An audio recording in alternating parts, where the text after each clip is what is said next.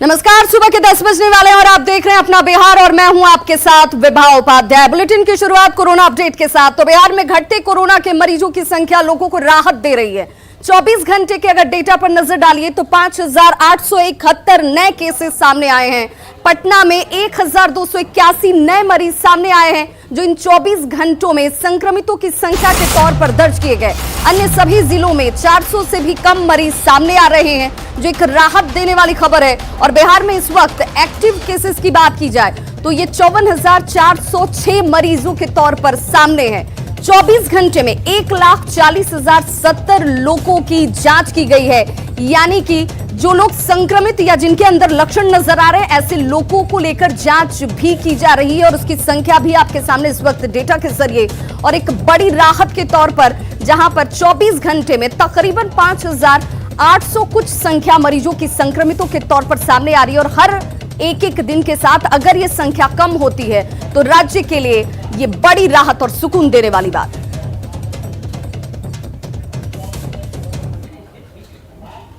तो देखिए, बिहार में कोरोना के मरीजों की संख्या लगातार घट रही है। पिछले 5 दिनों की अगर मरीजों की संख्या की बात की जाए तो मामूली वृद्धि तो कभी मामूली कमी आ रही है, लेकिन एक डेटा आपके सामने इस वक्त देखिए और इस डेटा के जरिए आप समझ पाएंगे तारीख दर तारीख क्या स्थिति रही है। 16 मई की अगर तारीख की बात करें तो बिहार में 6,894 कोरोना के मरीज सामने आए।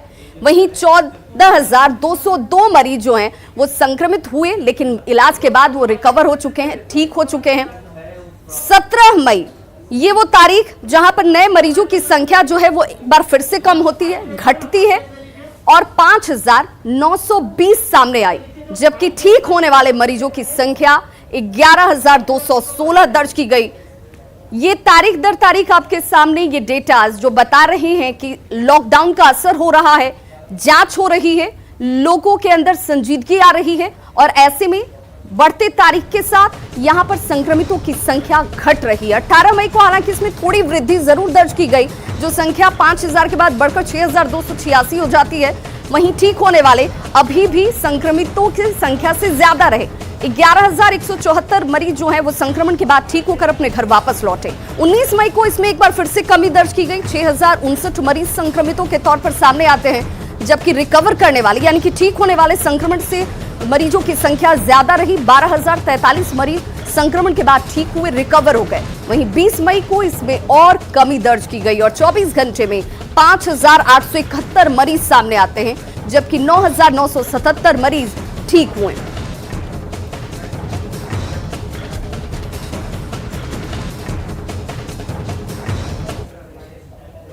लेकिन 5,000 से बढ़ती संख्या या 5,000 के अगर आंकड़े को भी देखें तो ये बात साफ नजर आती है कि अभी भी लापरवाही की जा रही है। कुछ लोग जो हैं वो जान के साथ खिलवाड़ कर रहे हैं और इसीलिए लॉकडाउन के जो नियमों की धज्जियां उड़ाई जा रही हैं वो इसकी एक बानगी है। लॉकडाउन के दौरान देखिए सड़कों पर लोग नियम को ताक पर रखकर इसे तोड़ते हुए भी नजर आते हैं, लेकिन पैसेंजर ट्रेन में भी कुछ अलग स्थिति आपको जो हम तस्वीर दिखाने जा रहे हैं उसके जरिए आपको नजर आ जाएगी कि क्या हालात है पैसेंजर ट्रेन में, किस तरीके से कोरोना गाइडलाइंस या यूं कह लें कि जो प्रोटोकॉल है उसका उल्लंघन किया जा रहा है। लोग एक दूसरे के करीब बैठे नजर आते हैं, नियम को ताक पर रख दिया गया है और ये संक्रमण को बढ़ाने के लिए लापरवाही काफी है। और ऐसे में ये सिर्फ खुद संक्रमित नहीं होंगे, इसे जिन जिन इलाकों तक ये पहुंचेंगे वहां तक ये संक्रमण फैलाएंगे। ऐसे लोग बिना मास्क के भी आपको इन ट्रेनों में किस तस्वीर के जरिए नजर आ रहे होंगे और ऐसे में इनसे सवाल उठता है कि आखिर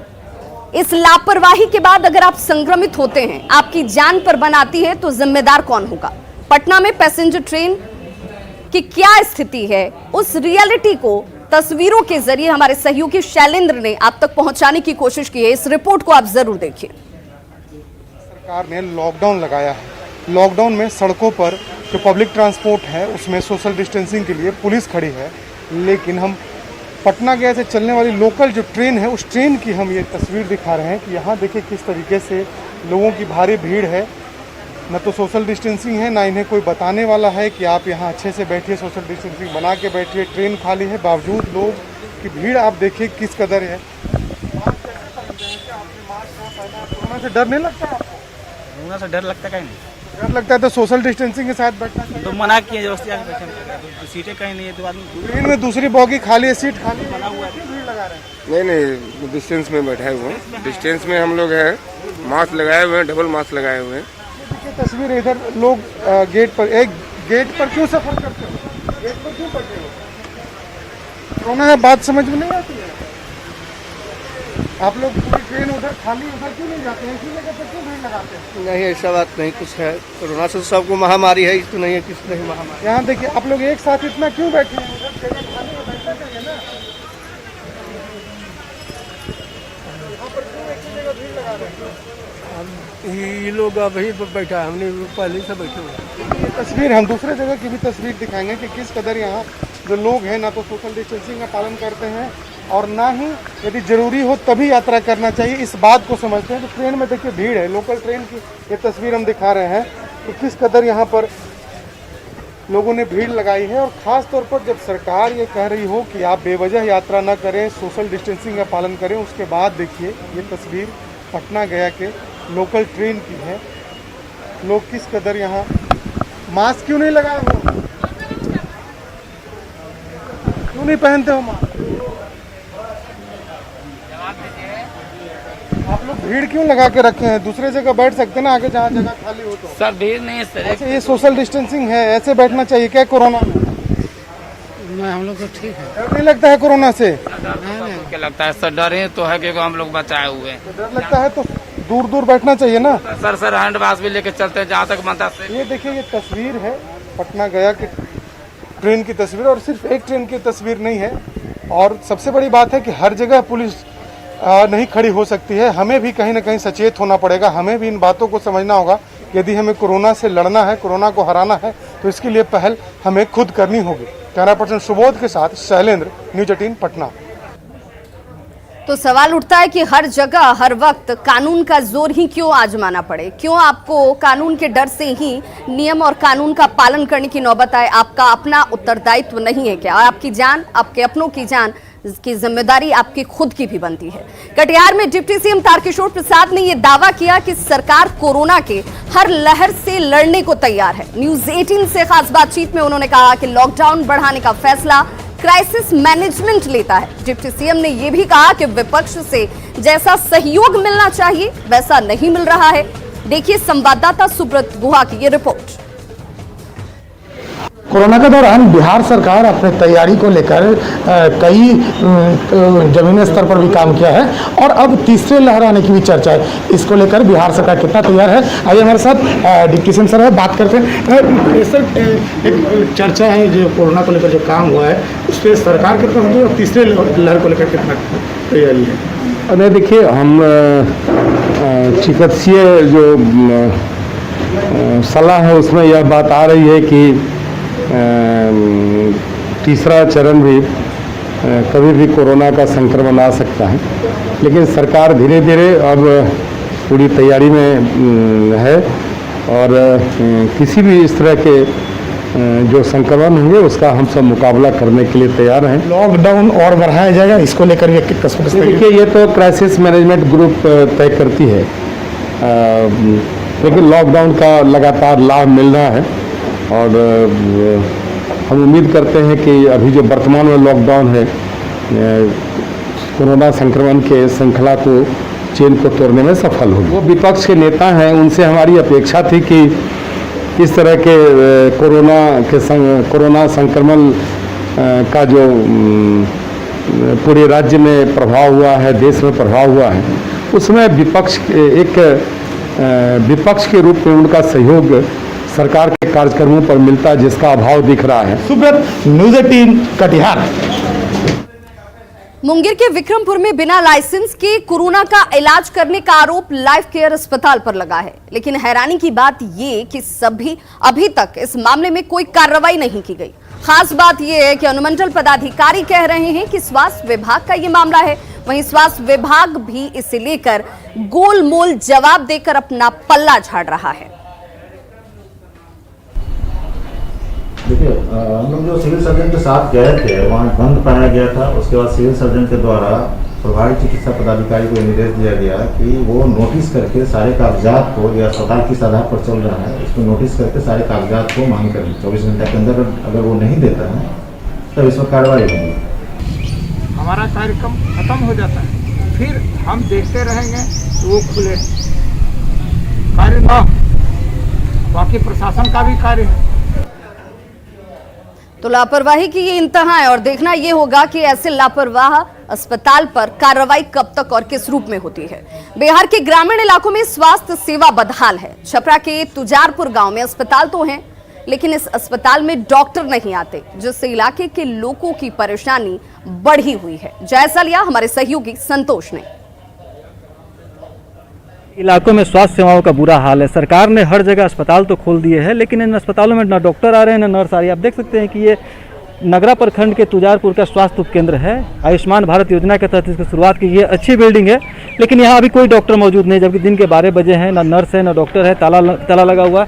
यहाँ पे लोग मौजूद हैं, इनसे हम बात करेंगे। नहीं, ये खुलता है लेकिन यहाँ पे हफ्ता में खुलता है। हफ्ता में किसी डॉक्टर आते हैं? नहीं, डॉक्टर नहीं आते, खाली वैक्सीन ये सुई पड़ता है, टीकाकरण का हाँ। अगर कोई का तबीयत खराब हो गया, अगर मतलब कोरोना का अगर नहीं था मतलब, तो अगर मतलब कपार फूट गया तो इसमें इलाज होता है। ये भी सब कुछ नहीं। फिर हम दिखाना चाहिए कि इतनी अच्छी बिल्डिंग है, बिल्डिंग में तमाम सुविधाएं मौजूद है, सुविधाओं की कमी नहीं है। कमी तो है तो सिर्फ डॉक्टर की, जिनकी तैनाती यहाँ जरूर की गई है, लेकिन वो यहाँ नज़र नहीं आते हैं। ना नर्स नज़र आती है ना डॉक्टर नज़र आते हैं। और यहाँ के लोगों को अगर इलाज की जरूरत पड़ती है तो यहाँ से कई किलोमीटर दूर छपरा जाना पड़ता है, जहाँ निजी अस्पतालों में शोषण के शिकार होते हैं या फिर सरकारी अस्पताल में धक्के खाते हैं। संतोष गुप्ता, न्यूज़ 18 छपरा। खबर बेतिया से, जहां चलंत अस्पताल को पिछले 5 सालों से छिपा कर रखा गया था। सुनने में ये थोड़ा अटपटा है, लेकिन ऐसा हम क्यों कह रहे हैं इन तस्वीरों को देखकर आपको पता चल जाएगा। पिछले 5 सालों से इसमें तैनात डॉक्टर, नर्स और तेल का खर्च ओएनजीसी जरूर उठा रहा है।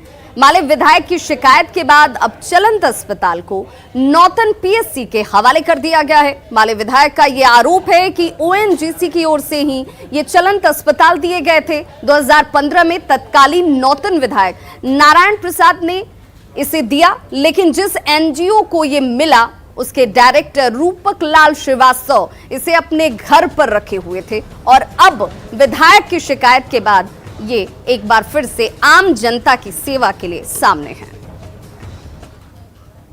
चलंत हॉस्पिटल जो ओएनजीसी के द्वारा दिया गया था 2015 में, जिसका 15 अगस्त की परेड में प्रदर्शन भी किया गया था बेतिया रामला मैदान में, और माननीय आज के मंत्री नारायण प्रसाद जी ने, उस समय वो माननीय विधायक थे, उन्होंने उसका उद्घाटन भी किया था। उस एम्बुलेंस को जो है नौतन के मंगलपुर गुदरिया गांव में वो रखा गया था रूपक लाल श्रीवास्तव जी के द्वारा।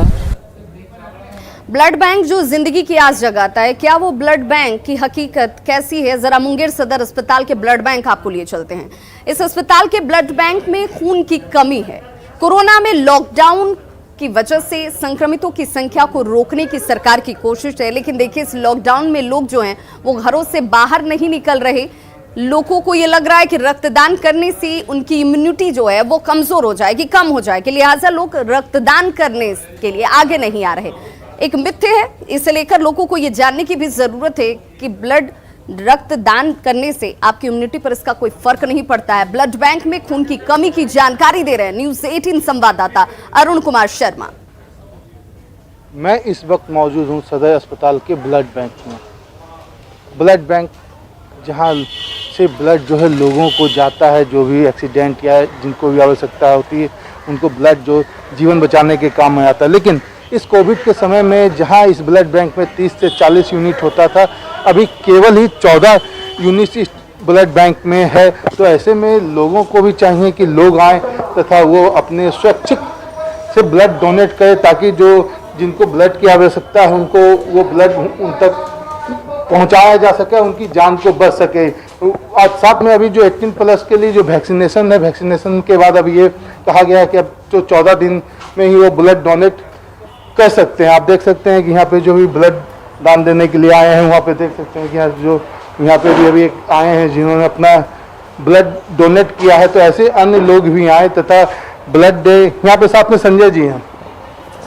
संजय जी, ये बताइए कि क्या करना चाहेंगे, जो अभी ब्लड जो पहले 30 से 40 यूनिट होता था, अभी 14 यूनिट है, तो क्या?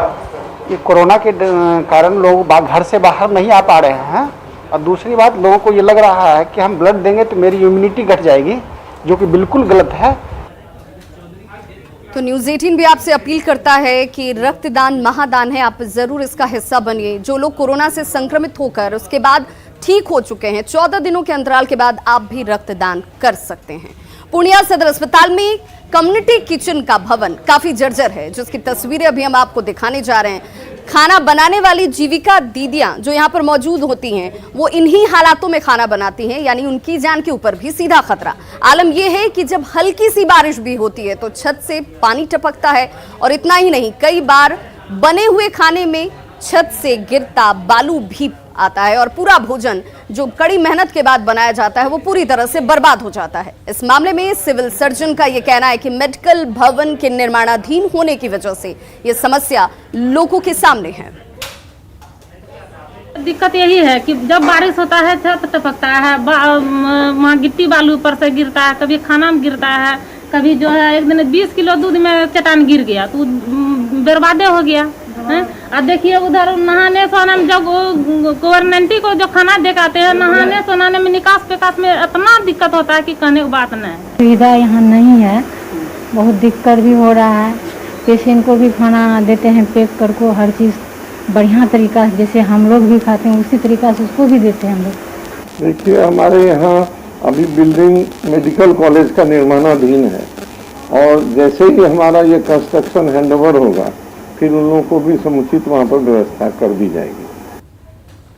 तो लॉकडाउन की वजह से एक बार फिर से प्रवासी मजदूर अपने घर वापस लौट रहे हैं। सासाराम में पंजाब के मुक्तसर से एक मजदूर परिवार के साथ जुगाड़ गाड़ी से मुंगेर जाते हुए नजर आया। मजदूर के मुताबिक 4 दिनों में 1400 किलोमीटर का सफर तय कर वो सासाराम पहुंचा है, लेकिन अभी इसका सफर खत्म नहीं हुआ। मुंगेर पहुंचने के लिए अभी तकरीबन 200 किलोमीटर का सफर उससे तय करना बाकी है। मजदूरों ने कहा कि काम बंद होने की वजह से उनके सामने परिवार चलाने की समस्या थी, लिहाजा अपने गांव वापस लौटने के अलावा दूसरा कोई विकल्प नहीं था। मुक्तसर पंजाब से। क्या हो रहा था दिक्कत? काम धंधा बंद था, लॉकडाउन पूरा लगा था, सब्जी नहीं मिल रहा था कुछ भी खाने के लिए, इसलिए रह गया। कितना दिन लगा जाने में अभी तक आने में? अभी तो 4 दिन लग गया यहाँ तक। ऐसे ही बना बनाया हम लाए थे सर, बस वहाँ से गरीब आदमी मुझे कमाए, यहाँ कमाई नहीं होगा, अपना घर जाके बाल बच्चा को पालेंगे, इसी से सब्जी रेडी पर बेचेंगे, खाएंगे, कमाएंगे। और बड़ी खबर इस वक्त बिहार के बाढ़ से आ रही है, जहां पर पिता ने अपने ही 2 मासूम बच्चों की निर्मम हत्या कर दी है। बताया जा रहा है कि गला रेत कर इन दोनों बच्चों को मौत के घाट उतार दिया गया। पत्नी से विवाद के बाद इस वारदात को अंजाम दिया गया है। पिता ने अपने ही 2 मासूम बच्चों की हत्या कर दी, गला रेत कर दोनों बच्चों की हत्या की गई है। और इस पूरे विवाद के पीछे एक मामूली सी वजह, जिसमें पत्नी के साथ विवाद होता है, बच्चों को मौत के घाट उतार दिया गया। पत्नी नाराज होकर पति से मायके चली गई थी, और आरोपी ने इस हत्याकांड को अंजाम देने के बाद खुद सरेंडर कर दिया।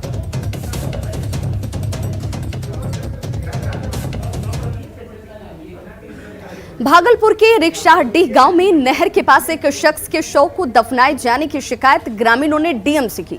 डीएम ने बाईपास थानेदार को खुदाई कर शव निकालने के निर्देश दिए। कल रात खुदाई के दौरान कुछ नहीं मिला, आज फिर से यहां पर खुदाई कराई जाएगी। खुदाई वाली जगह पर पुलिस को फिलहाल तैनात कर दिया गया है, और लोगों की शिकायत के बाद ये कार्रवाई जरूर की गई, लेकिन इसके पीछे की हकीकत क्या है ये खुदाई के बाद ही साफ हो पाएगा। ग्रामीणों का यह कहना है कि वहां पर किसी ने शव को दफनाते हुए जरूर देखा, जिसके बाद जिलाधिकारी को इसकी सूचना दी गई। गया के मानपुर में प्रेमी ने प्रेमिका से शादी करने से इनकार कर दिया, जिसके बाद प्रेमिका के परिजन मुफस्सिल थाने में प्रेमी के खिलाफ शिकायत लेकर पहुंच गए। पुलिस ने दोनों के परिजनों को थाने बुलाया और इसके बाद समझाया गया। प्रेमी शादी करने के लिए हालांकि तैयार हो गया। थाना परिसर में स्थित मंदिर में ही इन दोनों की शादी कराई गई। शादी में दोनों के परिजन शामिल होते हैं। प्रेमिका के परिजनों ने प्रेमी को यहां पर शादी पर मनाने के बाद जैसे ही लड़का शादी के लिए राजी हुआ, दोनों परिवार ने खुशी खुशी इन दोनों की शादी कराई।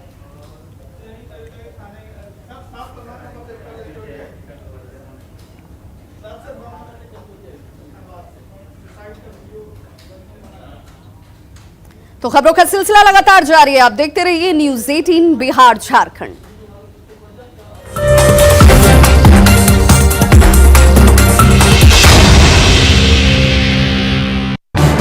इस न्यूज हेडलाइंस के